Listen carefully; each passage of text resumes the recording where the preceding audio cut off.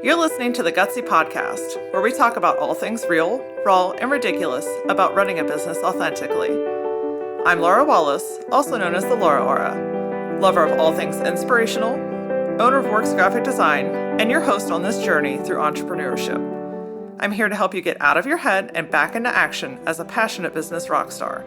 Tune in every Tuesday and Thursday as we fuel your gutsy.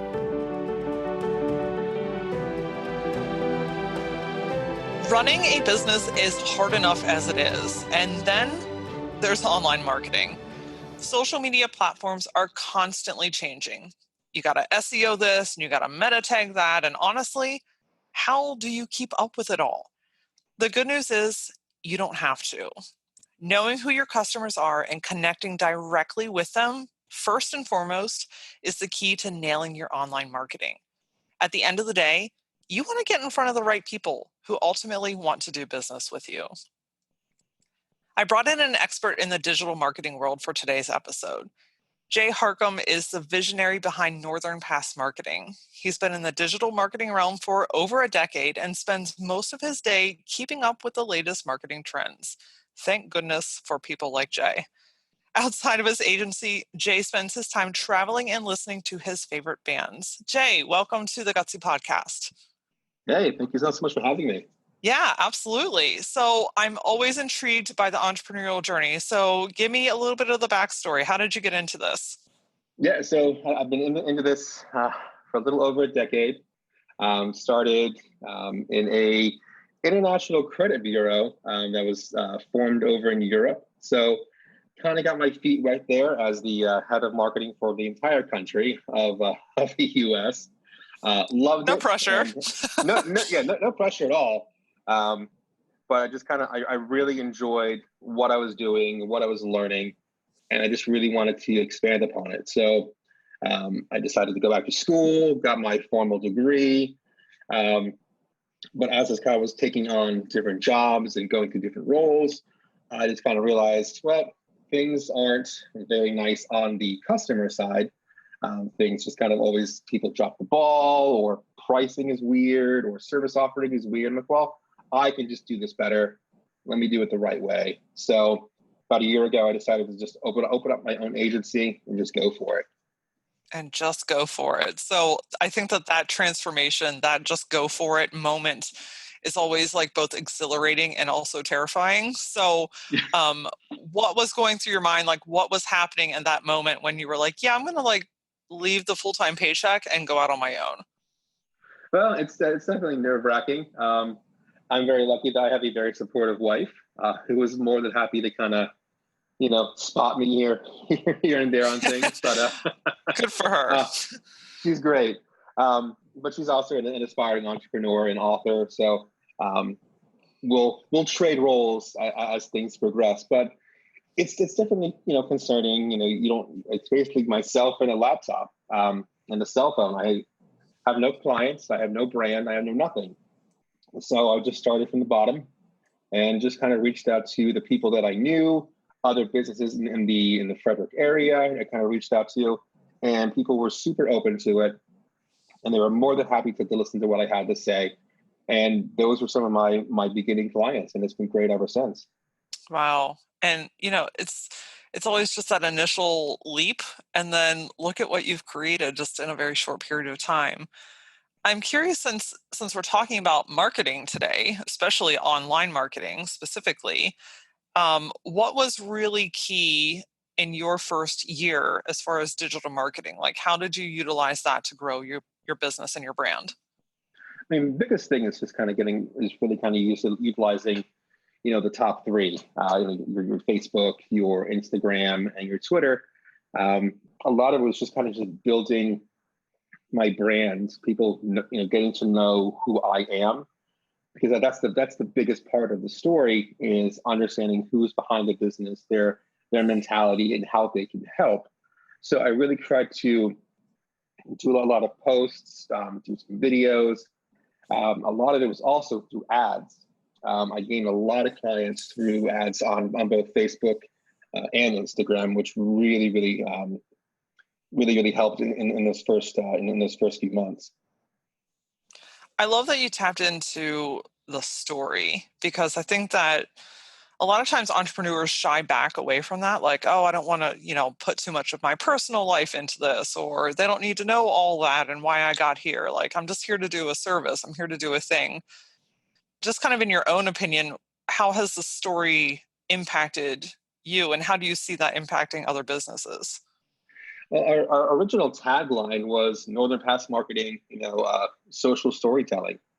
In my many, many years of being in sales, it was always kind of embedded in you that people buy people, and that is 100% true. So I wanted my clients to know who I am, know what I do, and how I can help, better their company. Because when I make a relationship with a client, I'm investing my time and my knowledge into their business. I want them to be successful, and I just want to have that really, really good relationship. And that's really, really served me quite well over the first couple of months. I could not agree more with you. People buy people. I mean, people literally, they want to do business with people that are like them or fully understand them. Like, Exactly. it almost takes like half of the effort away when you can have like an emotional connection or some sort of connection with, like, oh, hey, they see me, or hey, they understand me, or they know my problems, or they look like me, or whatever it is, or it's a story, and like it just tugs on your heartstrings and you just automatically have a connection. Like, it's the conversion from prospect to client, the time is cut in, I would say, more than a half. Absolutely. And I think that's kind of even how our two companies got together. Was we just had a very similar and natural mindset of how we do things. When I was talking to Kristen on your team, it was just kind of like, wow, we really hit it off. Um, and then when I came to meet with you and your team, it was like, oh my God, there's another company 20 minutes away that has the exact same mentality. We like to do things the exact same way, and we just don't care what other people think. We just get it done, and at the end of the day, we have a great product and a great service. Yep. It's just like, my people. It's so effortless. And then, I think that you made a good point there too, is like making connections with other like-minded business owners. We're now a referral source for one another. So we're sending leads your way, you're sending leads our way. It's just like you're working in the same space and attracting a very similar client. And since we do very different things, it complements one another extremely well. Absolutely. So let's talk about the clients a little bit. I think it's really easy to get wrapped up in the I need to be everywhere for everyone mentality. So what is your take on that in regards to like online marketing? Feeling like you got to be on every platform, you got to be managing all of them. I got to do it all.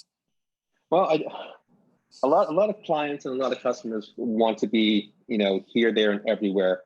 And initially, when I speak with a client or a potential client, it's like, well, let's look at where your audience is. Who, like what platforms are working? Where are people actually coming to engage with you? Where are they leaving comments? Where are they messaging you? And it might just be, hey, it's Facebook and Instagram that are producing the most engagement. And engagement is probably the biggest metric for me. Likes are great, but it's a vanity metric. If people aren't commenting or sharing your content, there's an issue there, because it's not true engagement. So kind of knowing which platforms are serving your audience the best, that's kind of where you want to be.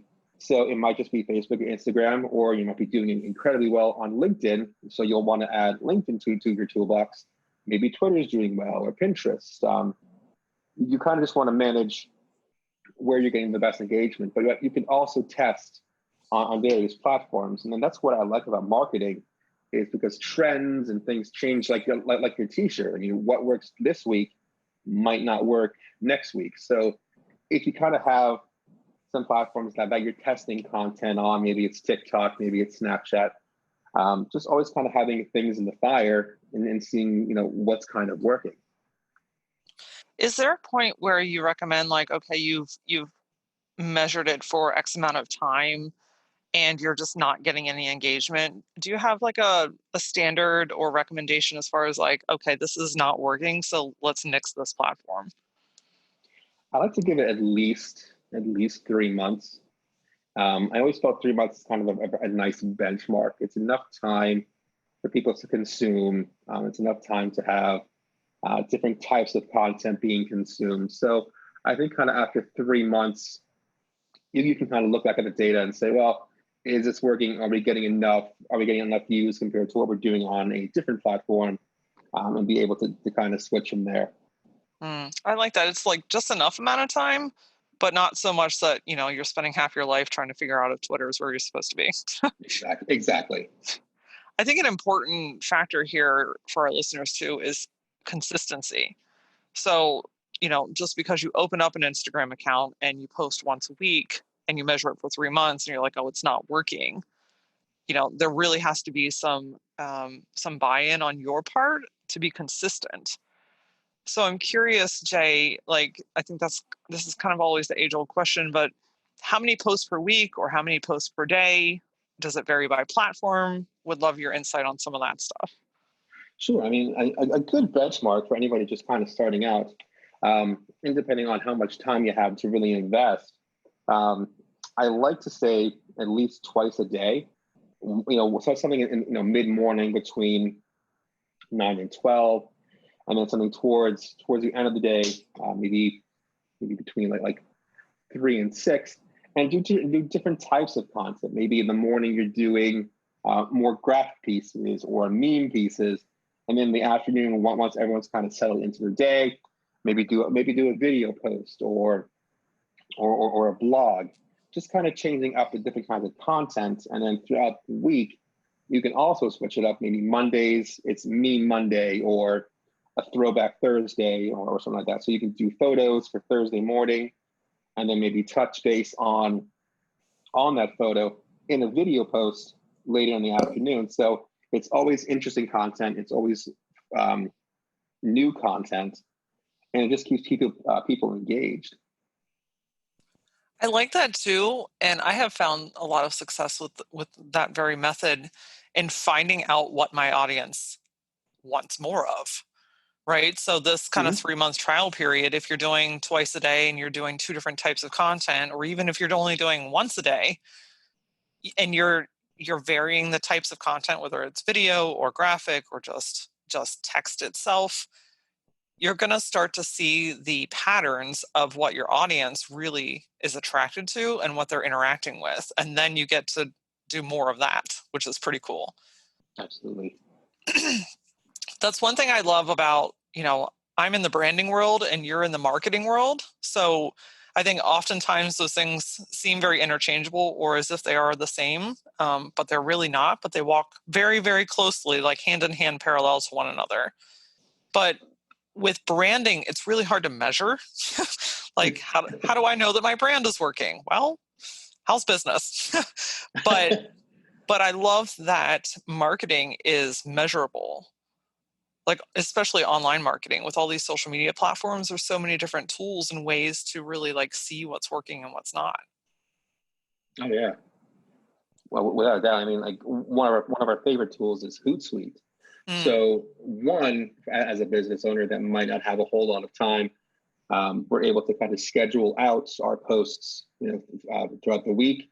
Or if I compile up a bunch of content, I can schedule out for the whole month, and I don't have to touch it. So it frees me up to do other types of content or engage in different ways. But the metrics and the analytics that Hootsuite provides back to me gives me a real nice overview of what is working, what's not working, and the kind of content, as you said, that is super engaging to our audience. So on Hootsuite, and I'm learning something here, does Hootsuite pull analytics for you for all the different platforms that you're posting on? For the majority, they do. I haven't touched it in a little bit since we've had a little bit of downtime. But I'm sure that there's been some updates about like your Instagram, your Facebook, your Twitter. They have all that data in there for you, and it's a little more robust than just the simple 7-day outlook that Facebook kind of gives you right now. Right.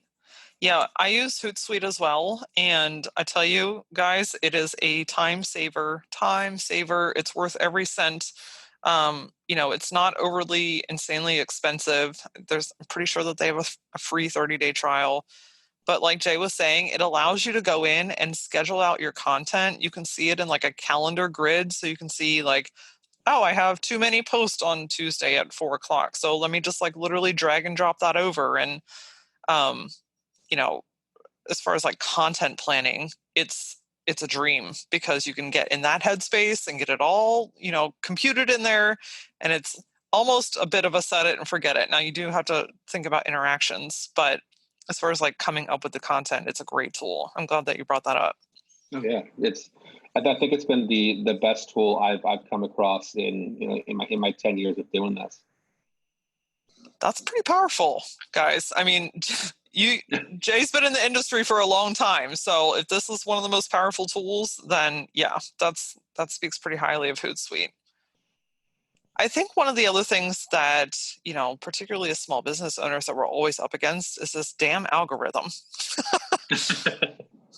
Tell me about this damn algorithm. Well, the algorithm changes all the time. So which is why I damn it. Yes.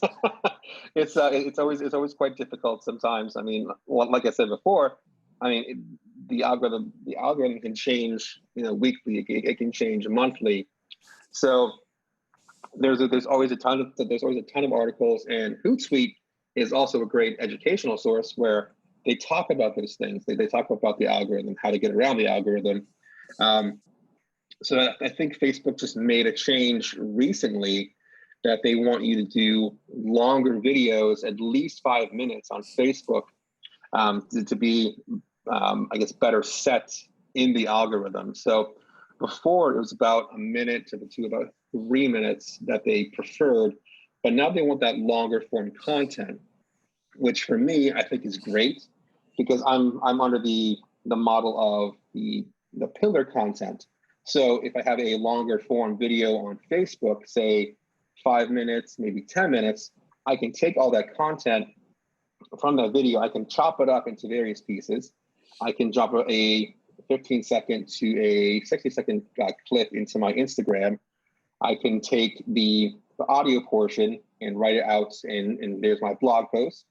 I can take different quotes. I can take screenshots. There's some great Twitter content, and then you can also post it up onto YouTube as well. So you're kind of being able to take one piece of content, spread it out over at least a week or more, depending on the amount of pieces that you want to get out of it. So it kind of helps with that for the algorithm because you're putting out more content that's engaging. It looks organic, it looks fresh, it looks new, but it's also meeting all the metrics for all the various platforms. And this, ladies and gentlemen, is why you hire a marketing team like Jay to keep up with all these trends. Because, where some of my frustration comes in is like, sooner learn what the Facebook wants and then it changes. I think, and, maybe actually, if I can back up for just a hot second, can you explain what an algorithm is and why it's important? So the algorithm is so think about Google in terms of how they serve ads and or even how you rank. So if you have specific meta tags or images or content, Google likes to have all that content be readily searchable and easy to find and easy to match. Facebook is the exact same way. So they want to be able to find content that's similar and that's engaging. So they want to be so that they're serving you, the viewer, content that's interesting to you based on the things that you are interested in or watch or listen to. And that's really all an algorithm is. And if you're able to kind of get yourself into content that's engaging for your viewer, your stuff's going to start serving more. It's going to be in their top feeds, and it's going to be in their ads across Instagram, in their stories. So it's really just a way to kind of get in front of your audience in a more more concise way, I guess, to put it. Okay. All right, maybe I'll loosen up my dam here a little bit with the algorithm because ultimately it's really getting your stuff in front of the people that engage with you most or most likely to like either want to do business with you or want to stay connected. So it's almost like the more they connect with you or interact with your stuff, the more they're going to see you. Correct. Well, that's not so bad. Not so bad. It's not so bad. But still keeping up with those trends and markets, I think that's where working with a team like yours is really helpful because you guys are staying, that's it's part of your job, right? Like Yeah. that's your whole world. So you guys are staying up with what, the do's and don'ts. So working with a marketing team to execute this kind of stuff is really helpful. But there's also a handful of people that are like, I'm a solopreneur or I'm a small shop. So how do I, as an individual, keep up with all this stuff? It's tough. That's how I started out. But it's just kind of taking things day by day, learning from others. So listening to podcasts like this from others who have been in where you are right now and are able to grow and scale their business. So that's kind of for myself. I took a lot from Gary Vaynerchuk and how he started out, and I kind of implemented a lot of things that he's talking about and different trends, and learning ways to build my brand, to build content that's interesting to people who want to follow me. So as a solo entrepreneur, and I think it's absolutely vital just to learn as much as possible and engage as much as that's I guess invest as much as you can with the time that you have. So maybe you only have time for one post a day.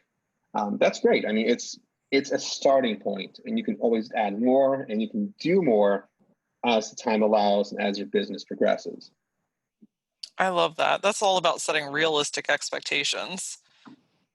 When you're Yeah. setting yourself up for failure from the get-go, like I'm going to post 5 times a day, every hour, every other hour, like it just, you gotta set realistic expectations for yourself. And that if that means once a day, then that's once a day and that's okay.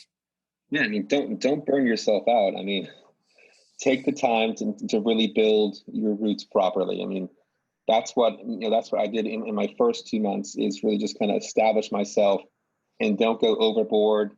Don't scale too quickly. Just really build a proper foundation.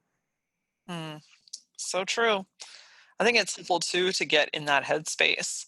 So when you're going to work on social media, like intentionally work on it in a proactive way versus reactive. Because I think a lot of small business owners, and I've been in this place before too, so I can speak on this, but you're like, oh shit, I haven't posted in a week, I need to get on and do something real quick. And then you kind of like half-ass like pull something together just to get it out there, and then you wonder why it's not working. So Yeah. if it's not on brand, if it's not brand tone, if it's not talking directly to your customers and their problems and how you're going to solve them and all that, like really just take the time to just sit and create content, because once you get in that mode, it's so much easier to like write a bunch versus waiting a couple of days and having to throw something together.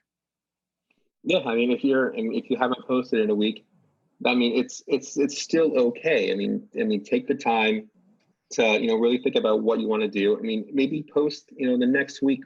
Create some great content in the meantime for next Monday. Um, I mean, you don't want to half-ass it because it comes across half-assed, and you don't want that. So Mm. take the time, breathe, grab a coffee, um, and just invest your time. Really think about what you want to say, even if it's only a minute. Make that minute as powerful as possible, because it only takes one person to hear your message, who would want to come and work with you or utilize your service. Mm. That is power. Absolutely. It's a great reminder. I'm curious on your take on paid ads. So you read articles, yes, do paid ads on Facebook and Instagram, and other articles are like, absolutely not, just follow the algorithm. Can you break it down for us? what what should we be doing or not? So Facebook loves, loves, loves. I say loves again, loves your money. Yes, they do. So if you want to be in Facebook's good graces and you want to be in front of your audience and followers, you need to spend the money. So I love ads. They've done incredibly well for us. They've done incredibly well for our clients. And you don't have to spend thousands of dollars. If you have $100 to go out and spend, do it for a week. Run a great ad for a week, and you can do it across Facebook and Instagram. Since Facebook owns Instagram, you're able to kind of hit two platforms at once. I think they're a great opportunity. You're now able to reach anyone in the world with a couple $100. Yes, there is a learning curve. Understanding how to build an ad is kind of where a lot of entrepreneurs and business owners get confused, because you do kind of have to understand how the platform works, how to build an ad properly. So, taking the time to really find someone who knows what they're doing to make it work as best as possible. Even if you have a smaller budget, you need to understand how to target. So really understanding your client base, the age range, the interests, the behaviors of your clients, so that you can pick appropriate targets to build the right ad to serve to the right people who want to consume your content or make a purchase. I think that's helpful, because you can throw $100 bill in the air and hope that it gets to the neighbor's yard, but it's going to ultimately go wherever it's going to go if you don't give it direction. Absolutely. So what are some key things you started to mention, like your audience and their age and behaviors and things? What are some of your like non-negotiables, like you definitely 100% have to really think about or fill this out properly when you are running a Facebook ad? The biggest thing, aside from targeting, because that's where a lot get confused and kind of miss the mark, is your overall ad itself, the design. If it's not eye-catching, if it doesn't convey the right message, it's not gonna do well. Copy is super important. What you're saying in the message. I've seen ads that are 7 to 10 paragraphs, and sometimes it's just too much. I come from the school of, I like simple, easy to read, easy to understand, and an easy call to action. So let's say I'm building an ad for a realtor. I want the basic. This is a nice little story about the house, maybe one sentence, maybe two sentences that conveys a nice picture of the home and why it's interesting. You give the pertinent information, the address, listing information, as well as some nice photos of the home, but being able to go back and target, people who would be interested in a home like that. Maybe it's a specific age range, but I think on Facebook now, they've made changes where you can't target by age anymore, but you can use different targeting keywords, such as buying a new home or house hunting, things like that, that really kind of go to people who are maybe searching on Zillow or searching on Redfin. They're going to be served your specific ad, which ultimately gets you in front of the right people that are going to potentially do business with you, versus it just like ending up in your like sister's feed. Yeah, get your ad out, so that the right people see the information the first time, instead of wasting it's sitting in an inbox, or they just never get served. So I'm gonna like sidestep on this very topic, because something is really just like screaming at me, and that is, it comes back to your brand and knowing your target audience. Like if you go to place an ad and you're not like 100% sure who your core client is, the chances of you wasting money are pretty high. And I know that Jay and I don't want you to waste money ever. No. So, but you have to know who your people are. And that really comes down to just like looking at who does business with you and what are the problems that they come to you with, and looking at your metrics and who is following you and what is the age group, and just really dissecting and creating that like client profile, so that when you go to put in these ads, you're not sitting there like, maybe this, maybe that. You're like, nope, I know exactly who my person is.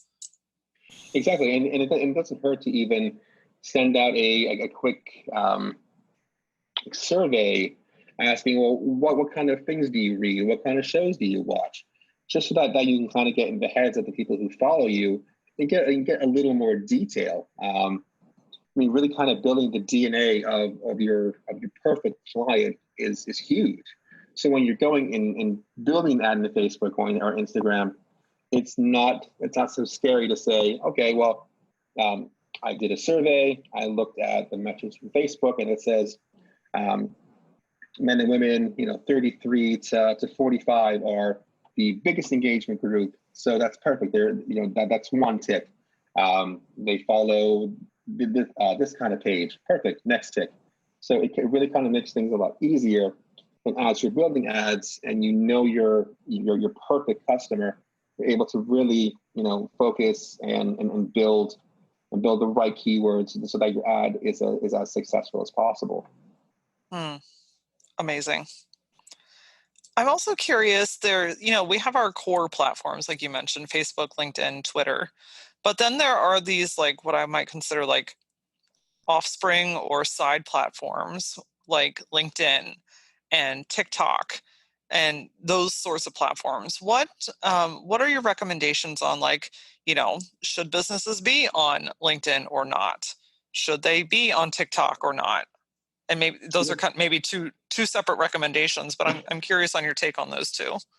So LinkedIn right now is kind of in this renaissance. So it's no longer this resume building, networking kind of platform. Now people are really kind of engaging on it. So it's kind of like where Facebook and Instagram were at their infancy, where you could post a piece of content and your organic reach is going to be through the roof because there aren't so many barriers like it was in the beginning. So LinkedIn is probably one of the best tools that's out there right now to really reach a wide audience. And you can also really, really hone in on the people that you want to target. So LinkedIn has an ad platform. It's not as intuitive as Facebook is right now, but I'm assuming within the next year or so, it's going to get better. You're going to be able to really kind of dig a lot more into keywords and targeting. But LinkedIn is a phenomenal platform. I mean, literally take a paragraph in a great header image and post it, and see how much engagement and organic views you're going to get from the people that follow your account.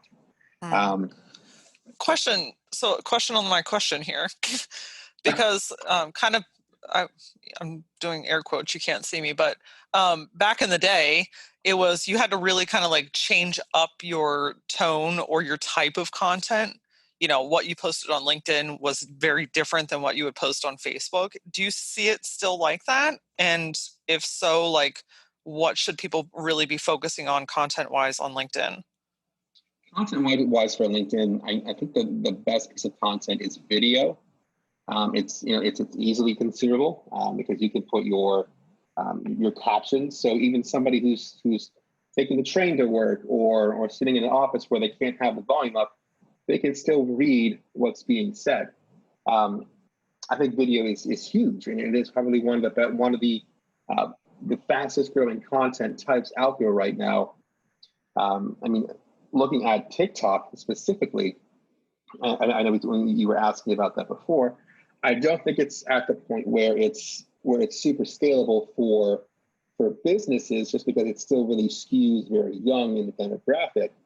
But having a presence on there doesn't hurt. There are companies out there who are testing it out. Gary Vaynerchuk is on TikTok. They're not purchasing ads, but just having a quick little clip video or just talking about a quick little topic, it does great. And thousands and thousands of people are viewing that. And TikTok is probably the top platform out there right now that's beating Instagram, that's beating Facebook in terms of engagement and viewership. So even just having your foot in the door a little bit on TikTok it doesn't hurt. But when it's time that TikTok is able to scale and have a proper ad platform, you're already kind of in that mix. You're already in that algorithm, and you have a viewer base, so you're kind of already ahead of the game. Kind of like if you've been on LinkedIn for a couple of years, right now you're already Absolutely. ahead of the game because now it's like really booming. Absolutely. Makes sense. I are people using? So I'm not a TikToker yet. ... But are people using TikTok kind of like they're using Instagram stories? Very much. Okay. And that's one of our next big focuses is moving into TikTok. Our brand manager Najee, who is he's an actor. That's kind of his background. So for us to do quick little skits, or even him, he loves to skateboard around Frederick. So and do little quick little chats or quick little talks, and that's kind of one of the pieces that we're going to be going with is skate chat with Najee, where he's just talking about a particular topic for a minute, but it's enough content that's engaging because one, he's out doing something interesting and doing something that's different. So, I think it's an interesting kind of way to kind of do things, and build a different kind of engagement that way. Right. And so something that just kind of came to mind is like working smarter, not harder, is if you're already recording videos and putting them on Instagram stories, you can auto feed that to your Facebook stories, which in my own personal opinion, I don't think Facebook stories is nearly as impactful as they are on Instagram. Not at all. Okay, good. We're on the same page. It's almost like an afterthought on Facebook, whereas Instagram, it's like a huge deal. Yes. But if you're already creating that content for Instagram stories, you've already got the content. It's really just kind of a matter of uploading it to another platform. Yeah, it's just changing the format. And then that's kind of how we view our pillar content is, you might have that video, but on Twitter, you might use a different, I guess, header image or I can't think of the word, but it's just kind of like a different featured image or a different featured image, just so it looks different and looks new.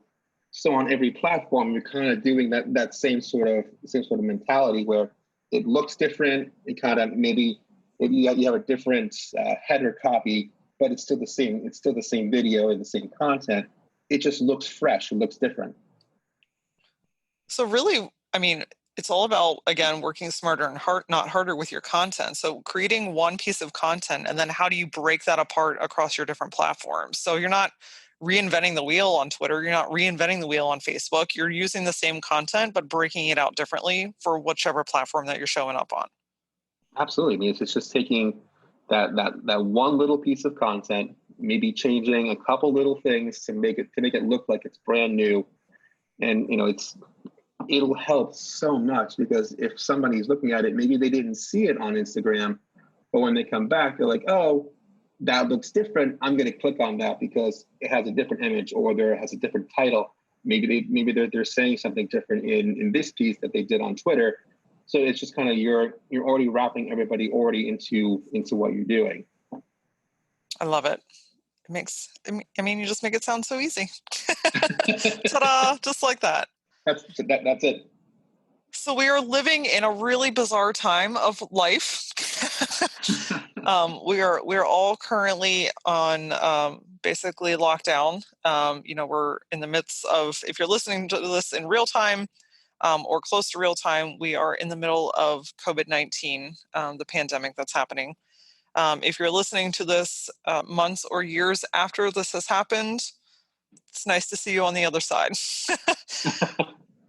I think a lot of brands are wondering, like, how much is too much? Like, should I keep showing up?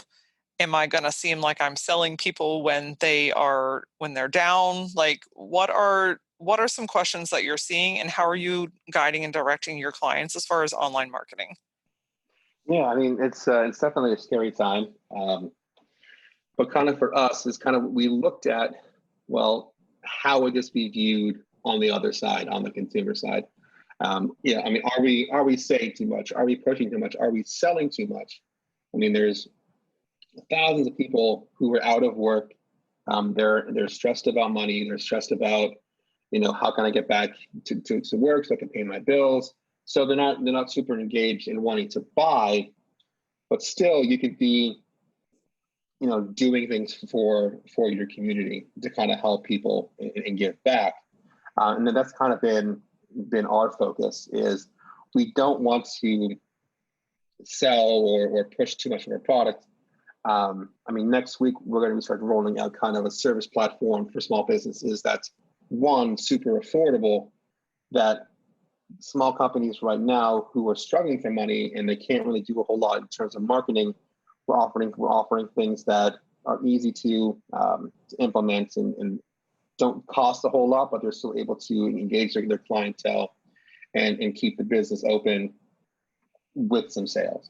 So kind of our first thing is tone and how do we want to come across, because we didn't want to come across salesy or pushy.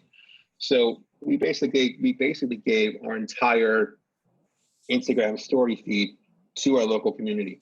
Any business that was was doing curbside takeout, or anything like that, we were more than happy to share and comment and post and give them the highlight. We're doing okay, but we wanted to make sure that our community is taken care of and that they're able to survive, keep their doors open, keep making amazing food, keep selling their amazing products. Downtown Frederick is phenomenal. It's 90% small business. So whatever we could do as a company, even if it's just so small as giving them our Facebook feed, our Instagram stories, it's small, but it's super impactful and it helps everybody. Well, first of all, it's amazing what you guys are doing to support your community. I just want to give you like a huge hug for that, because right now it's all about, businesses supporting businesses, and we've been stripped away of basically everything, and now we're just people. Like, we're people helping people. We were talking Yeah, about that earlier. Um, and here we are living in that. So first, thank you for doing that, because I know that those fellow small businesses will remember that. And second, I think that there's something really powerful in this is you're continuing to show up in your marketing, but it looks different than what you would typically be doing. absolutely. So it's the focus is, we would be if the world is where it was back in December, we would be out, doing videos, doing skate chat, just doing just crazy things, because that's kind of how we want to be. We don't like to be in the box. We basically act like the box doesn't exist. So I tell my staff, if you want to shoot a specific video, just go do it. I hired you to be creative, to be interesting, and to show yourself off and show off your talents. Just go do it. So we would be out doing those kind of wild and crazy things. But now we have to kind of take a step back, look at how we, present ourselves, and just kind of what we can do for the industry, for companies that are still open. So we basically had to reformulate our entire service offering, just to kind of meet different needs that the other companies need right now, basically. Right.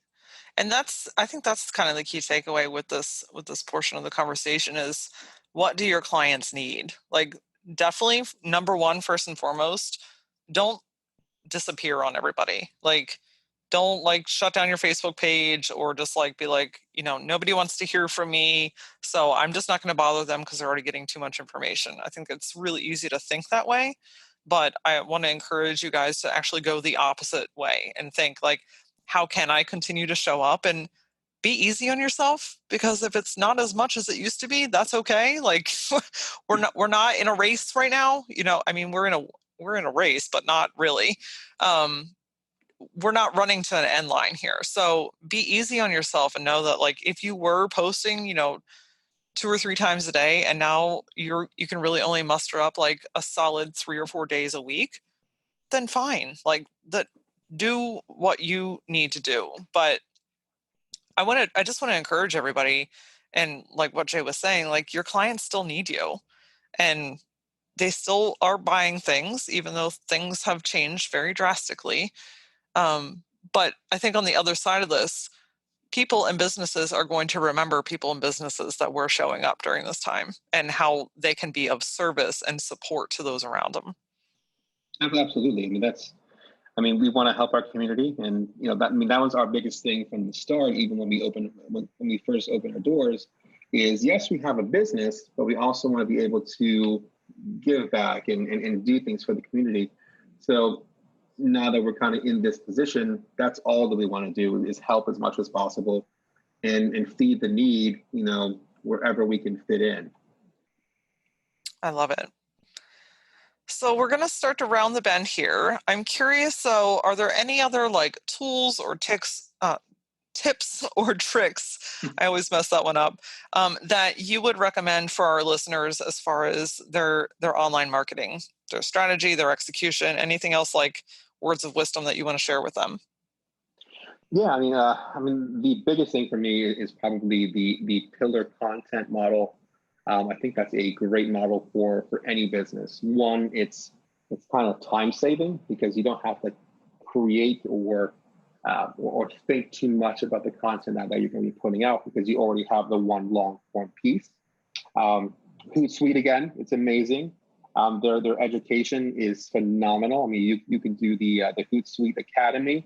I think it costs me a little bit to do it, but it's so worthwhile. It gives you a lot of grounding on how to do things the right way, how to say things the right way. And there's also like TweetDeck to kind of follow what's being said about you and your company on Twitter. Those are probably some of the tools that we use right now to kind of do social listening and kind of follow trends and what people are saying about us, and how we kind of find a way to fit what we do in the current market. Awesome.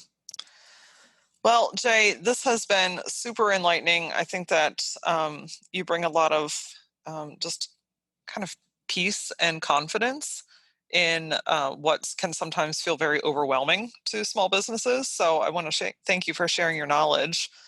I'm also curious, what does gutsy means to you? What? All right, hold on. Tim, delete that. I'm going to do this all over again. So I'm also curious, what does gutsy mean to you, Jay? Gutsy to me is just kind of, doing what feels right to you. I mean, our whole mindset is, I hate to do it, but we don't give a fuck. I think that was only on the Gutsy podcast, friends. Only on the Gutsy podcast. I think that was one of the first things that we said when we had our first kind of meet and greet and sit down with my team and your team is if we wanted to be so bold, that's exactly what our motto would be. It just we just kind of want to go for it. We're just a group of creatives who love marketing, who love social media, and we just want to be as wild as we can, just to kind of just break the mold and do what feels good for us, not only as a company but for our clients as well. So we're just able to kind of just bring a whole new fresh perspective to the marketing world. Breaking the mold with Gutsy. I love it. Jay, how can our listeners get in touch with you, stay in touch with you? Where can we find you? Sure. You can find us on our website. It's northernpassmkt.com. You can also find us on Facebook, Instagram, also at Northern Pass Marketing. You can reach me at Jay, Jay, at northernpassmkt.com. Reach out, say hi. We'd love to chat. Awesome. Well, thank you again so much. This has been such a great conversation and so many nuggets of information for our entrepreneurs. Yeah, thank you so much for having me. This has been an absolute blast. Yeah, we could do this all day. All right. Well, join me this Thursday as we take our power back by asking for what you want. I think somewhere along the line, we forget that we have a voice and we have the ability and the the reason to say, hey, actually, this is what I want. Can you help me? Until then, if you want to check out previous episodes of the Gutsy Podcast, head over to thegutsypodcast.com. And for more gutsy insight on your life and your business, follow me on Instagram at @thatlauraora. Until I see you next time, stay gutsy.